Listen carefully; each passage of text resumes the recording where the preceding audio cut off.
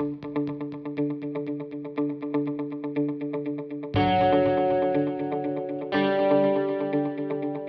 think we would all agree here that the true nature of money is there's a deep ignorance surrounding it, right?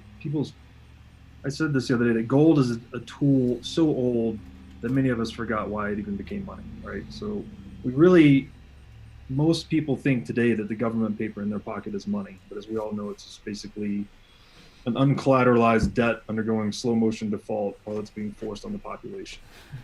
And I think this time, like they've always been able to pull the wool over people's eyes because it just sounds good. I think printing money, sure. How would more money not solve the problems we're having in the economy, right? When there's a liquidity crisis or a debt crisis, like money solves those things in sort of a first order thought process. Um, but again, I think in the digital age, I think people are wising up to this a little bit. A lot of this awareness is centered around the Bitcoin movement. But this time we did see helicopter money, right? We did see the checks going directly to people with Trump's signature for $1,200. Um, I think they're just preying on ignorance, as they always have. But now the monetary and fiscal response has become increasingly exotic. So I think the last I looked at the numbers was that $3 trillion expansion equaled roughly 130 over 130 million households. It was roughly $46,000 per U.S. household, and each U.S. household got an average of $2,400. So the delta there, 46,000 less 2,400, went to Washington and Wall Street. I think people are going to wise up to this, and I make the point in the essay that centralized currency counterfeiting operations, they just cannot stand the constantly galvanizing gaze which is ever present in the digital age. I think people just learn a lot faster, right? But I guess the verdict's still out on that one.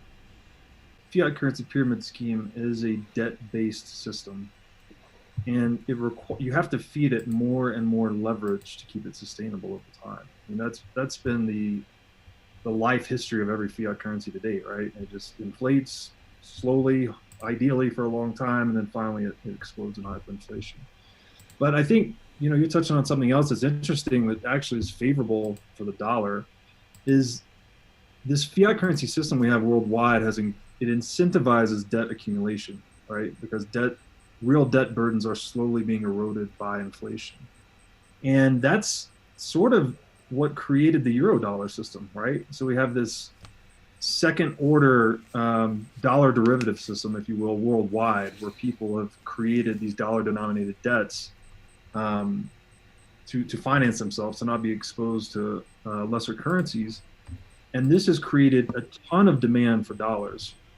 So that when we see these situations where, like, a COVID strikes and economic activity collapses, the demand for dollars actually escalates because people are trying to fly to safety. There's less dollars to service debts. There's less revenues to cover debts. So I actually think that the euro dollar system sort of constrains inflation to a great degree, but which gives the Fed this false sense of security to print into it, where they're pedal to the metal, so to speak, on currency counterfeiting or U.S. M2 production, which, to give you an idea of the numbers, I think the last 3 trillion, we've produced 3 trillion in the past 4 or 5 months. The 3 trillion prior to that took us 4 years. So we've accelerated, 12x roughly on US M2 production. And that demand for dollars globally in the Eurodollar system, I think, will keep the US dollar viable for longer than it otherwise would. But it's just like, Hemingway said about bankruptcy, or every fiat currency sort of goes. It's gradually, then suddenly. And who knows where that tipping point is. But it doesn't seem like you could keep economic activity muted for much longer and not see just gigantic inflationary pressures, which, absent Bitcoin, they would have probably been able to keep the scam going.